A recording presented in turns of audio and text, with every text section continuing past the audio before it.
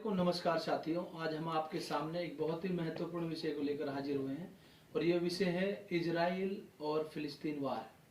आज आप देख रहे हैं कि पूरी दुनिया देख रही है कि किस तरह इजराइल फिलिस्तीनियों में बर्बरता फैला रहा है, उनका नरसंहार कर रहा है, जवानों को, बूढ़ों को और खासतौर पर बच्चों को जो मारा जा रहा है, ये अपने आप में बहुत शर्मनाक है और ये इंसानियत का कत्ल है।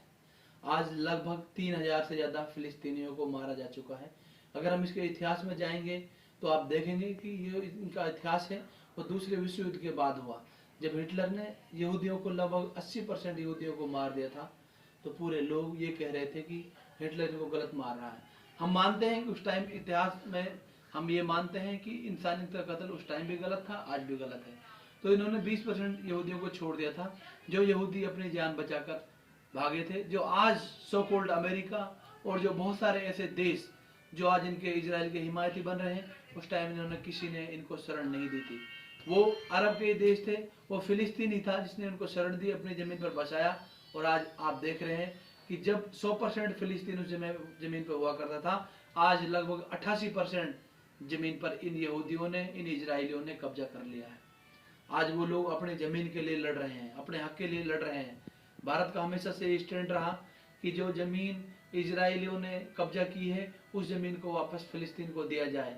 जब 1948 में जब यूएनओ, ऐसे यूएनओ जिस पर अमेरिका, इंग्लैंड, फ्रांस का कब्जा है, उसके दखल के बाद इस जमीन को 48% जो इसका हिस्सा था वो इजराइल को दे दिया गया था, 44% फिलिस्तीन को दिया गया था और 8% जेरूसलम को दिया गया था।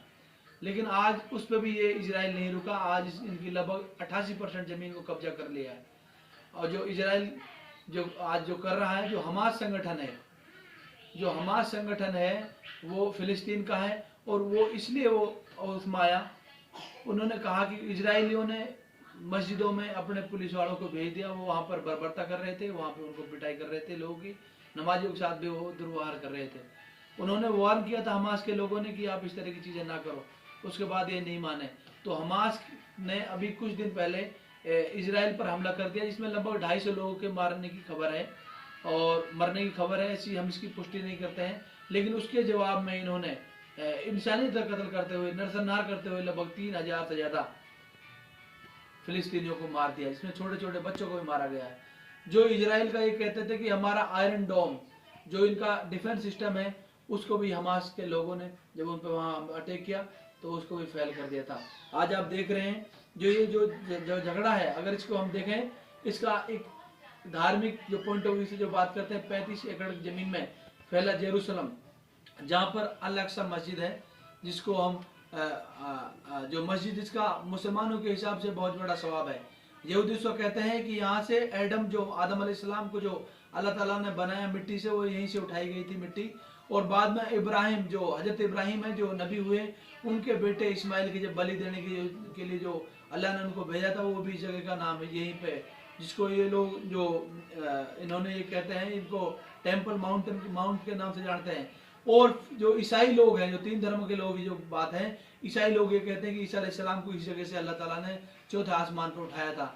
हालांकि बेसिकली ये झगड़ा एक धार्मिक मान्यताओं के हिसाब से हुआ, लेकिन शुरू में फिलिस्तीन ने यहाँ पर इजराइलियों को जगह दी, शरण दी, और उसके बाद इजराइलियों ने एक इंसानियत का कत्ल करते हुए, उन पर जुल्म करते हुए आज लगभग सारी जमीन को, फिलिस्तीनियों की जमीन को हड़प लिया है।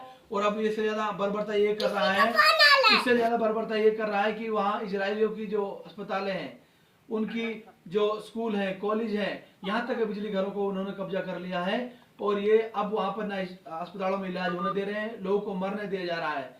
जो डेलिबरेटली लोगों को मारा जा रहा है, ना उनका इलाज हो पा रहा है, ना स्कूल में बच्चों को भेजा जा रहा है।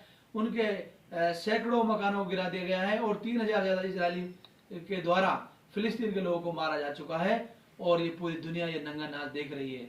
अमेरिका के जो राष्ट्रपति जो बाइडेन एक प्रोपेगेंडा बनकर रह गए हैं। उन्होंने कहा था कि इस तरह की हमने तस्वीरें देखी कि वहाँ हमास ने जो है इजराइल में लोगों को मारा है, लेकिन अभी 5 दिन बाद उनका स्टैंड बदल गया है और वो कह रहे हैं कि इस तरह की तस्वीरें हमने नहीं देखी, बल्कि इजराइल का जो विदेश मंत्रालय है, जो वहाँ से जो उनका स्पोक पर्सन है, प्रवक्ता है, उन्होंने जो बात बोली उसको हमने कोट करते हुए कहा था। ये एक जिम्मेदार देश के बड़े राष्ट्रपति को ये बात है प्रोपेगेंडा की तरह करना शोभा नहीं देती।